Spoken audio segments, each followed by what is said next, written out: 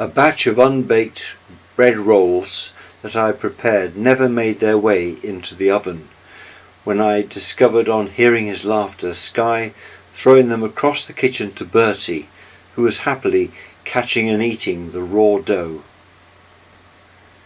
I thought that I was being quite clever when I called Jan into the music room, played Cute on the piano, gave her a box of chocolates and a Valentine's Day card, until she pointed out that it was only February the 10th. Jan decided to dye my hair and beard, which were going decidedly grey. Unfortunately, she also dyed parts of my face, neck, and the tops of my ears. This all took a number of days to wear off.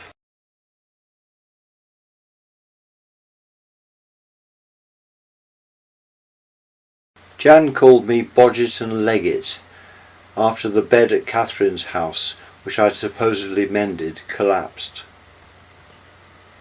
Staying with us overnight, Skye woke early and sat in Jan's chair in the living room to watch Bill and Ben.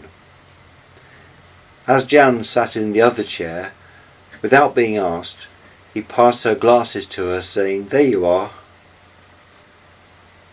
Later he fetched a sweeping brush, which he presented to us in the drive, pointing to the drain which needed unblocking.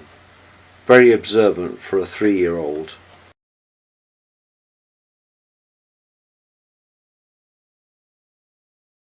When the Gillingham Hall estate was sold to a racehorse owner named Hassan Nakib, I was given the opportunity by the estate manager to look around the property before he moved in.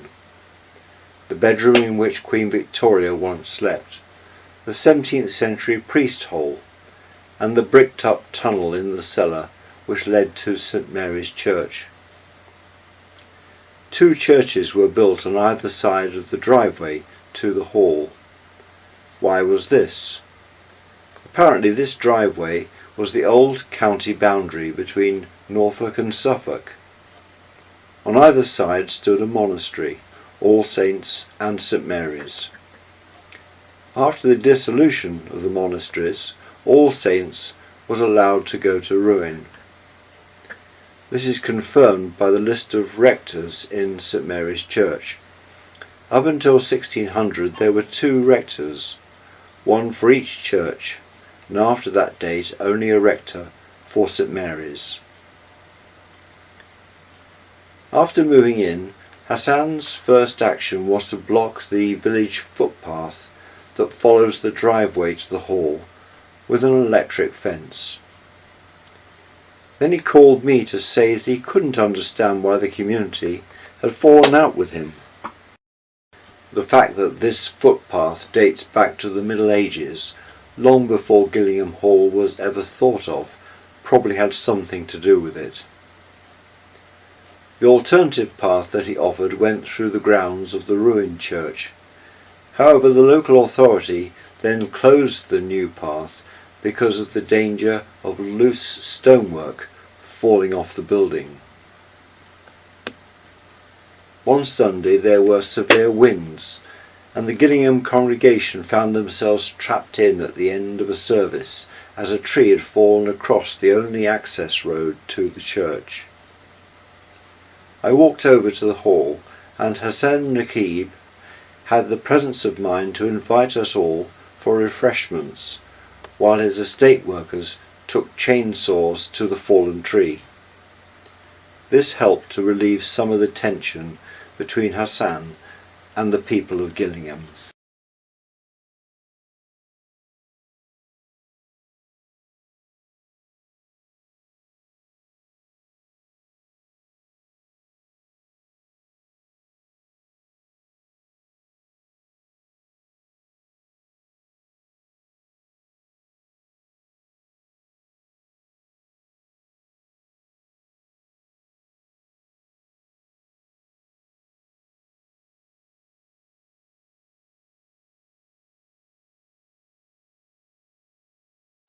During this epidemic, I tried to telephone fortnightly the 13 local farmers who lived in the Waveney group, to inquire how they were coping during the present outbreak of foot and mouth disease.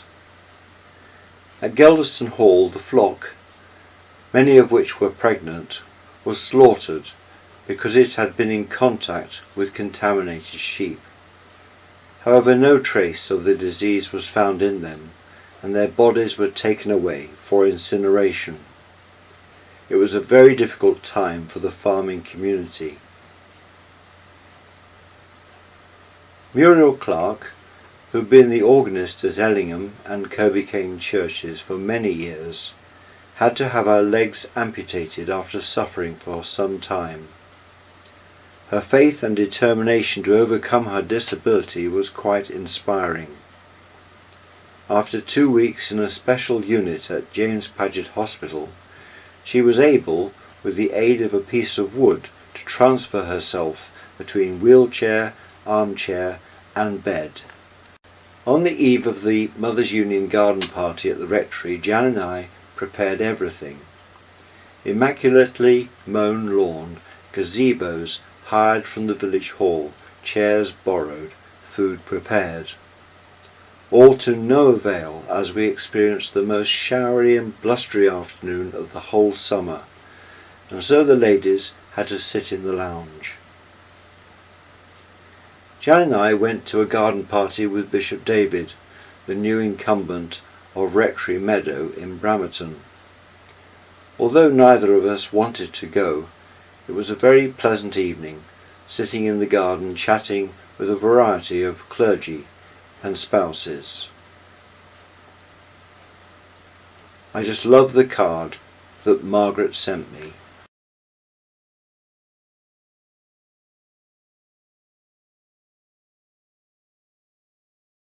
Masquerade played at the Surliam School medieval summer fair, where Mum and Dad came to watch us as they came through from Chapeltown on their way to visit us at Geldeston. They brought Jan and I a present of a matrushka, Russian dolls, and showed us the video of their recent holiday in the Ukraine, along the river between Kiev and the Crimea. One evening the four of us went to Geldeston churchyard to look for glowworms. They were everywhere, quite a sight. On the Sunday, Mum and Dad came to the group Holy Communion service at Geldeston, and on the following day I took them to Bressingham Steam Museum, where we went on a miniature train ride around the grounds.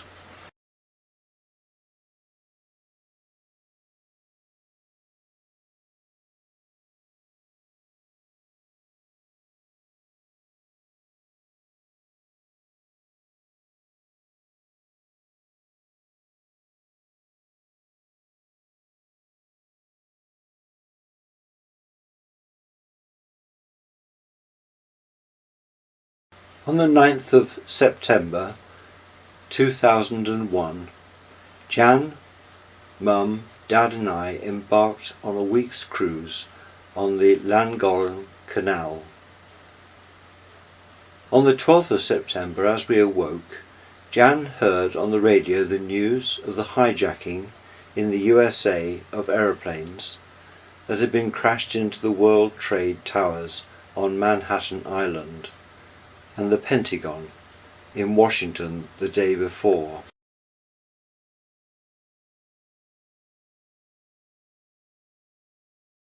Set off at 8 a.m. over the Pontcilliat aqueduct to Trevor, where we entered the final narrow stretch of the canal leading to Llangollen. There we bought several newspapers to catch up with the dreadful news, and began the return journey. Bertie jumped from the boat awkwardly and badly injured a joint in his leg. So from this stage of the holiday he had to stay in the boat most of the time, hopping around on 3 legs. Back home the vet in Norwich identified a broken bone, so his leg was put in plaster. Jan and I visited Castle Mall in Norwich to buy a new television, and found the place almost deserted.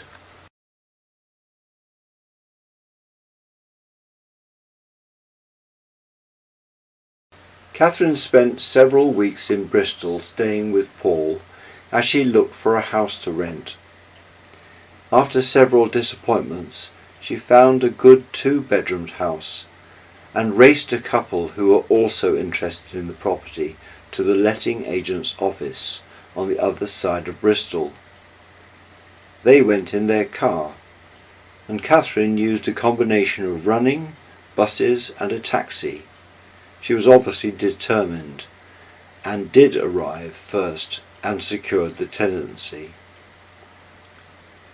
On Friday the 16th of November 2001, Jan and I helped Catherine and her friend Nigel from Norwich load a van at the Teesdale house in Carlton Colville.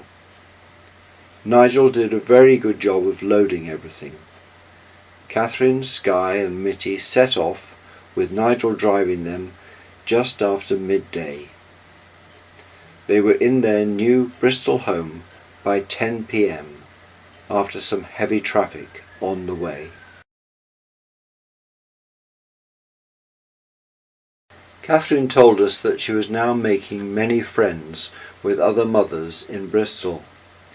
However, she complained that she was seeing less of Paul because he now had a girlfriend named Kirsten. Catherine joined a singing barber shop style group called Span and went to Butlins with a new friend called Lisa. While there, Skye got stuck in one of the water slides, and the attendant had to get down to him and slide the rest of the way down with Skye. Having sorted out the unwanted contents of the loft at Geldeston Rectory, and having ascertained that Paul and Catherine wanted the camping equipment, Jan, Bertie and I set off for Bristol with the Mondeo packed to the roof. Bradley Stoke was easy to find, and we shared an evening meal with Catherine and Skye at a table in the garden. The following day, after collecting Skye from play school, we drove over to Paul's home, getting quite lost at first. Then we took Paul and Kirsten to the Clifton area of Bristol for a walk. Outside a restaurant we ate soup and rolls, and that evening, after a meal in the Asda cafeteria, as we waited for the rush hour to subside, we returned with Paul to Dewfalls Drive. The following day we bought 4 B&Q freestanding shelf units, erecting them while Catherine and Paul went into Bristol in the evening. In the morning, Skye, Jan and I built the swing that we had brought from Norwich. After we'd returned to Norfolk, Paul rang to say that he'd passed all his examinations and so was set to start the degree course in software sound engineering at the University of the West of England. Catherine rang to say that she'd been offered her first choice of school for Skye. However, for the first few weeks he would only be going in the mornings, and so Catherine would need someone to care for him in the afternoons while she began the nursing course. One morning we came down to find a bunch of flowers left on the doorstep by Phil Day for Jan